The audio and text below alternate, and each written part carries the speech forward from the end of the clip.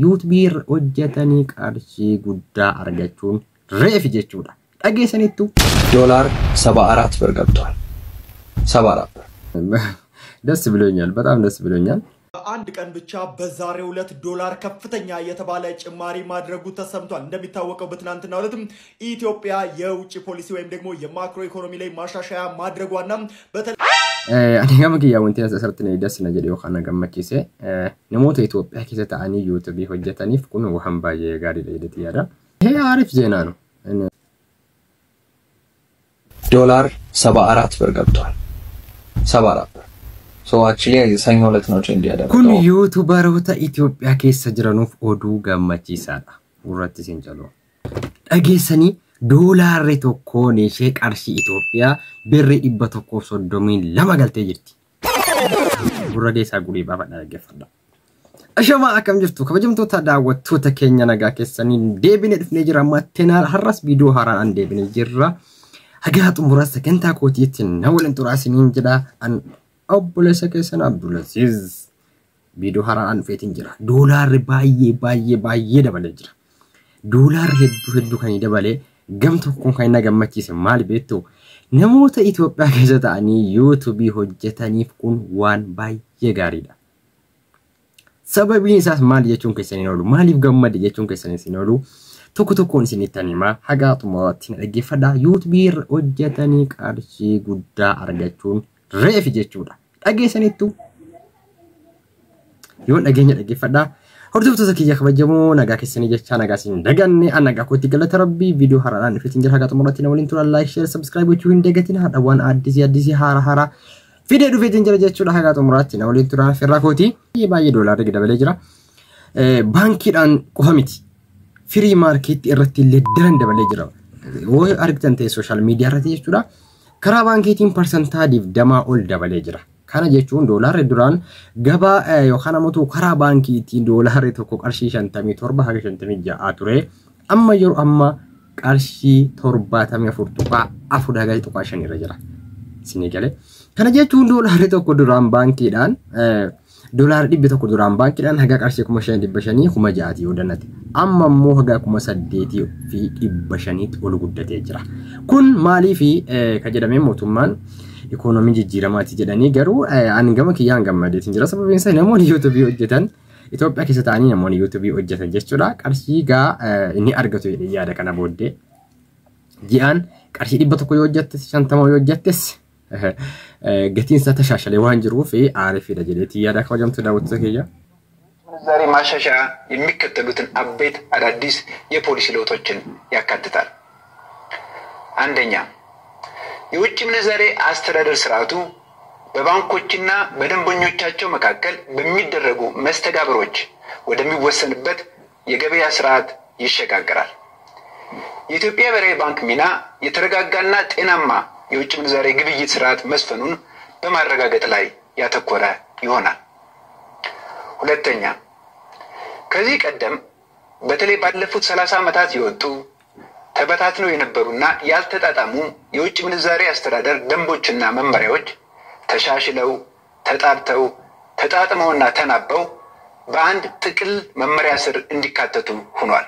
ይህ የማሳያችሁ በአንድ ጥራዝ የተጠቃለለው አዲሱ ወጥ መመሪያ አረንጓዴው የውጭ ምንዛሬ አስተዳደር መመሪያ በመባል የሚታወቅ sababiin kun godhamee fi namoota yookaan namoota sharafa gabaa alaa dabaluuf jedhame kun ta'uu ni danda'a. Sababiin isaa fakkeenyaaf turistoonni yeroo dhufanii biyya keenya keessatti sharafa karaa baankii qofaan sharafatu yookaan namoota viizaa kaardii fudhatanii dhufanii ATM maashiniidhaan baafatanii fayyadamu jechuudha. Sababiin isaas hin turan waan ta'eef jarri baankii fayyadamu jechuudha. Kanaaf qarshiin jaraa sun akka daran gadi hin qannasne yookaan namoota hin xiqqaanne xiqqoo sikkaaf waan ol jedhuuf itti yaadameeti jechuudha hordoftoota keenya.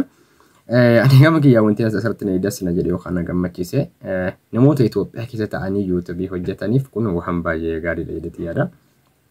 Sababiin isaas kaffaltiin YouTube irraa argamu አማራጭን ጅሩ ባንክ ይቆፍቴላ YouTube ላይ የሚገኘው ገቢ በወር በባንክ ነው። በጥቁር ገበያ ሳይሆን በባንክ ነው። ሁላችሁም ታውቃላችሁ። ሁንዲ ከሰነም ቤቱ ጀቹራ ይሄ አሪፍ ዜና ነው። ደስ ብሎኛል፣ በጣም ደስ ብሎኛል። በወር $100 ካገኘ 200 ካገኛችሁ አሪፍ ነው። ዶላር 74 ብር ገብቷል። ሰምተናል። 74 ሶ አክቹሊ ሰኞ ዕለት ነው ቼንጅ ያደረገው ያው እኔ ቪዲዮ እንትን ስላላልኩበት ነው። ሶ ባይንግ እና ሴሊንግ ሬት አለው that means የመሸጫና የመግዣ ዋጋ ሶ የመግዣ osoo kana caala ol dabaleeyuu natti tolaan sanaagattuu sanaa ol ta'us qaala'insi akkuma jirutti jira wanti gadi hir'atu hin jiru wanti sanarraa gadi intina ta'u hin jiru jechuudha maaliif akka qaala'insi akka gabaa addunyaatti kan Itoophiyaa qobaatti addisii miti kanaaf doolaarri ol ka'uun maaliif fayyada beektu namoota onlaayinii hojjetaniif ኦንላይን ላይ የሰራችሁ አላችሁ ወንዶችና ሴቶች ወይም ሰዎች ማለት ነው እንኳን ደስ አላችሁ ይሄ እናንተ ዜና ጥሩ ዜና ነው ብዬና አሰብኩት ነሙን ኦንላይን ሮጀተን ሲኒ ፎዱ ጋር የጀደት ያዳኩ መንጀር ቀበሲኒ ፈሜ ነው ዩቲዩብ ሆጀተን ዩቲዩብ ሆጀቹ ኑ ሬቪ ጀቹዳ ከሳ ሁናም ኢትዮጵያ ከሳ ጅርታን ዩቲዩብ ዱ ሆጀቹን ከሳ ኑ ሬቪ ከናም ፈጭምተኒ ዩቲዩብ የረት ሆጀቹ ለቀብዱ ጀደትኒ ያዳክ ወደም ተዳቦት ከኛ ከና ፈካታ asuma wanti isin dhaamu namoonni YouTube hojjechaa jirtan cimtanii hojjettuuf isinirra jiraata jechuudha. Keessa kun naannoo Itoophiyaa keessa jirtan doolaarri tashaashalee gaariidha. Akkasumas firii maarkeetii adda addaarra hojii onlaayinii adda addaarra namoonni hojjetaa jirtan kunis waan baay'ee gaariidha. Sababii isaas qarshii gaariitti baafattu jechuudha.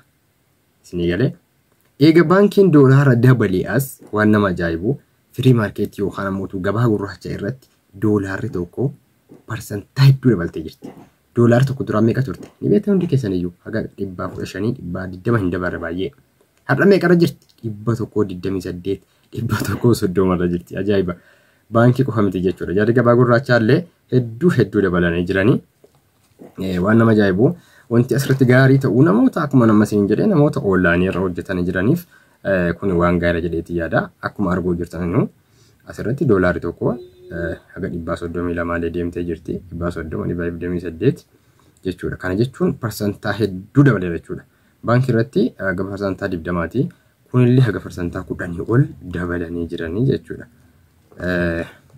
namoonni hedduun akka waan qarshii Itoophiyaatti isa kufeetti ilaalaa jirtu garuu kanatti yaadu wantichi itti yaadamee sharafa alaa argamsiisuuf mootummaan sharafa argachuuf itti yaadee kana waan godheef sababii doolaara duraan 57 tureef mootummaan sharafa dhabaa ture jechuudha sharafa baay'ee waa hin arganneef kanaaf kana godhame jedheti yaada akkasii hojjettoota daawwattoota keenya namoonni onlaayinii hojjechaa jirtanuu cimaa jabaadhaa hojjedhaa kun isiniif oduu gaariidha jedheeti yaada hordoftoota kiyya gaafa biroo qabaattan komentii jalatti naa kaa'uun dagatinaa waan isin rakkisee yookaan ammoo waan tokko naquunnamuu yoo barbaaddanis naquunnamuu dandeessu jechuudha egaa kana booda akkuma isin jedhee viidiyoolee adda addaa bashannansiisuu adda addaa ta'an isin biraan nin gaha jechuudha kan isin irraa eegamu aggaaroo post subscribe like share gochuu qofi ta'edha haga xumuraatti waan waliin turtaniif galatooma isinan jaalladha sagantaa biraatti walitti deebina yaada keessan komentii jalatti naa kaa'aa jabaadha hojjedhaa nama YouTube hojjetaa jirtan keessattuu kun isiniif waan gaarii jedheeti yaada galatooma